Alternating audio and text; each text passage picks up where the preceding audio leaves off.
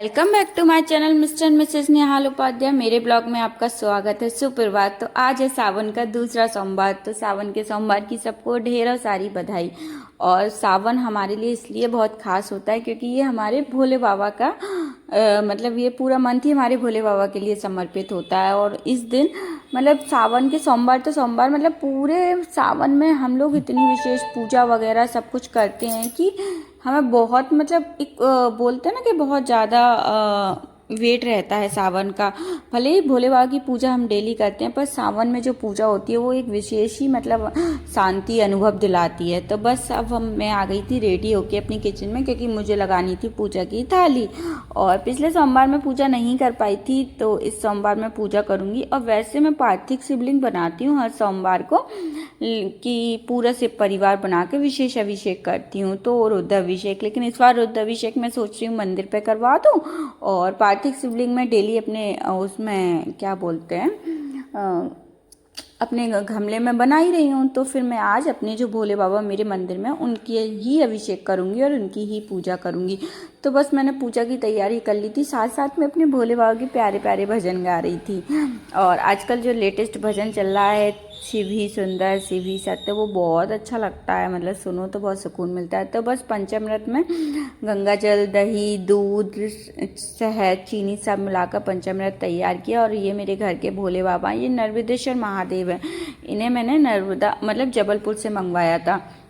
नर्मदेश्वर महादेव का भी एक विशेष महत्व होता है। हम गृहस्थ जीवन में कभी कभी पूजा कर पाते हैं, कभी कभी नहीं कर पाते, तो हमें हमेशा नर्मदेश्वर महादेव ही अपने घर में रखने चाहिए। जिससे क्या होता है, हमें दोष भी नहीं लगता अगर कभी हमारी पूजा छूट जाए या हम बाबा को स्नान नहीं करवा पाए। तो बस मैंने इन्हें पंचामृत से स्नान करवाया, फिर चंदन से उनका तिलक किया और मैंने बेलपत्री पे पूरे बेलपत्रियों पे ओम ओम लिख लिया था। तो हमें 3 बेलपत्री या फिर 5 बेलपत्री, 11, 21, 108 इस प्रकार की हमें बेलपत्री चढ़ानी चाहिए, अब जैसी जिसको मिल जाए। क्योंकि आजकल भोले बाबा की सावन में बेलपत्री मिलना बहुत मुश्किल होती है। प्रत्येक घर में बेलपत्री लगती है तो बेलपत्री नहीं मिल पाती है। तो बस मुझे जितनी बेलपत्री मिली मैंने बाबा को 3 बेलपत्री चढ़ाई। और बस उसके बाद भोग लगाया, धतूरा, अबीर, गुलाल और काला तिल और भस्म, ये सबसे बाबा का श्रृंगार किया। बाबा सच में मतलब श्रृंगार के बाद बहुत ही प्यारे लग रहे थे। वस्त्र रूपी कलावा भी अर्पित कर दिया मैंने। बस इस प्रकार से भोले बाबा की पूजा करने के बाद इत्र लगाया उनको। पूजा में इत्र का विशेष महत्व होता है, हमें इत्र जरूर लगाना चाहिए। आजकल क्या है, सावन में मैं ज़्यादातर साड़ी पहन रही हूँ, मैं साड़ी पहनना भूल गई। मेरे को साड़ी पहनने मतलब मैंने काफ़ी महीनों से साड़ी नहीं पहनी तो मैं साड़ी पहनना भूल गई। मैंने ऐसी फटाफट साड़ी लपेट ली थी क्योंकि मैं जब भी कोई पूजा करती हूँ तो विशेष मैं साड़ी ज़रूर पहनती हूँ। भले मैं उसे अच्छे से पहन पाऊँ, कैरी कर पाऊँ नहीं, लेकिन मैं साड़ी पहनने की कोशिश पूरी करती हूँ। तो अभी मेरी साड़ी को थोड़ा इग्नोर कीजिए, मैंने ऐसे ही लपेट ली थी क्योंकि मैं पूजा कर रही थी। और बस उसके बाद मैंने अपने भोले बाबा की आरती की। और आरती नॉर्मली होती है जो ओम जय शिव ओमकारा करके, वही आरती की। और बस इसी प्रकार से बाबा की आरती करने के बाद बहुत सारी प्रार्थना की कि बाबा सबको मतलब खुशहाल रखना और सबकी मनोकामना पूरी करना। और मेरे लड्डू गोपाल और राधा रानी वो ग्रीन कलर के कपड़े पहने हुए हैं क्योंकि हरियाली अमावस्या आने वाली है और बाबा को हरा कलर बहुत पसंद है भोले बाबा को। तो बस अब मैंने भोग लगाया, आरती दी और आरती देने के बाद में भैया आ गए थे। मतलब कि भाई मेरे को कुछ बात करने लगे, उन्होंने बाहर भेजा था मार्केट सामान लेने के लिए। ये चूड़ियाँ थी, मैंने भोले बाबा को अर्पित की, माता रानी को अर्पित की। ये चूड़ियाँ इस बार सावन में विशेष चूड़ियाँ मुझे मेरी फ्रेंड ने दिलाई हैं क्योंकि उपाध्याय जी अभी चूड़ियाँ लेकर ही नहीं आए और सावन के कभी 10 दिन निकल चुके हैं। तो फिर मेरे को मेरी फ्रेंड ने ला के चूड़ियाँ दी। तो बस मेरी ये चूड़ियाँ थी, उपाध्याय जी ने पिछली बार मुझे ला के दी थी तो मैं वही पहने हुई थी। तो बस मैंने अब चूड़ियाँ अपनी बढ़ाई। और हमें क्या विशेष दिन पे हमें चूड़ियाँ बढ़ाना चाहिए। और बीच बीच में भैया कहीं कुछ दिखा रहे थे। और आज सोमवार था, चूड़ियाँ तो पहले ही आ गई थी, पर शुक्रवार और सोमवार को अगर हम चूड़ियाँ पहनते हैं तो शिव जी और गौरा जी की विशेष कृपा होती है सुहागनों पे। तो बस ऐसे ही हमें चूड़ियाँ हमेशा भगवान को चढ़ाकर ही पहननी चाहिए। और मैंने आज मंदिर पे भी चूड़ियाँ ही बंटवाई हैं क्योंकि सावन में सुहाग का बांटना बहुत शुभ होता है।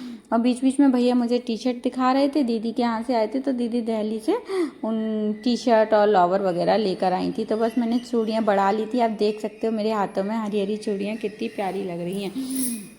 बस चूड़ियाँ पहनने के बाद में अब मैं तैयारी कर रही थी। मुझे ऊपर पार्थिव शिवलिंग की पूजा करनी थी, भैया को आरती थी और बस आज मेरे माथे पे तिलक ही नहीं है बाबा का, मतलब मैंने पूजा कर ली और आज मैं तिलक लगाना भूल गई।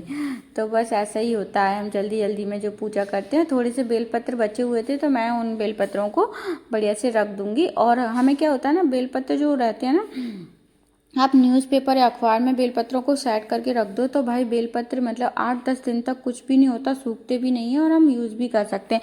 बेलपत्र ऐसा नहीं है कि आपको पर डे ताज़े ही हों, आप भगवान पे चढ़ा हुआ भी धो के चढ़ा सकते हैं, तो उसका भी विशेष महत्व होता है। और बस उस बीच बीच में भैया बीच बीच में बातें कर रहे तो हम लोग बस ऐसे ही हंसी मजाक करने लगे, कहीं की बातें करने लगे। तो बस ये और बीच बीच में टाइम करते रहते हैं। तो बस भैया से बात करने के बाद मैंने भैया से कहा चलो अब थोड़ा सा ऊपर ये सामान ले चलो, क्योंकि सीढ़ियों पर मैं साड़ी पहन के मुझसे कुछ गिर ना जाए, पंचामृत वगैरह। तो बस वो मैंने ऊपर ले जाने के लिए तैयारी कर दी। और आप देख सकते हैं कि बहुत प्यारी चूड़ियाँ लग रही थी। कैफरी और चड्डे की बात चल रही थी तो मैं भैया से कह रही थी कैफरी बहुत आप पे अच्छी लगेगी, चड्डा तो मतलब पतले पतले पैर लग रहे थे। तो आज का श्रृंगार मेरा कुछ इस प्रकार था। राधा रानी और लड्डू गोपाल का बोलो बांके बिहारी लाल की जय, बोलो शिव शंभू महाकाल बाबा की जय, मेरे श्याम बाबा की जय। बस ऐसे ही पूजा संपन्न करके मैं छत पर आ गई थी तो मैंने अपने पार्थिव शिवलिंग का निर्माण किया। और मेरा ये बेलपत्र बढ़ ही नहीं रहा है, इसमें कोई गमले की मिट्टी नहीं सूख रही, बारिश का मौसम रहता है हाल भीग जाता है। बस ऊपर से पूजा करके आई नीचे, अब ये दही रखा हुआ था तो मैंने सोचा निकाल के फ्रिज में रख दूं, कल की फिर से पूजा के काम आ जाएगा। तो बस दही निकाल के रख दिया। और कल क्या है, शिवरात्रि है तो प्रदीप मिश्रा का अभिषेक होगा, तो इस बार प्रदीप मिश्रा का अभिषेक मैं भी करूँगी और आप सब लोग भी करना, क्योंकि सावन में बहुत अच्छा होता है अभिषेक करना। शाम को 7 बजे से पूजा होगी, बाकी सारी तैयारी पहले करके रख देना। तो आज मैंने दाल बनाई है और मेरा आज फास्ट है सोमवार का, तो कल एकादशी का भी था। तो इस बार के फास्ट में मैं एक टाइम खाना खाऊंगी, एक टाइम भी खाना खा सकते हैं, फरार भी कर सकते हैं। तो बस ऐसा ही कुछ मेरा ब्लॉग और मेरी पूजा का था। और अगर मेरा ब्लॉग पसंद आया हो तो प्लीज़ लाइक शेयर सब्सक्राइब कीजिए। Thanks for watching my blog. मिलते हैं नए ब्लॉग में।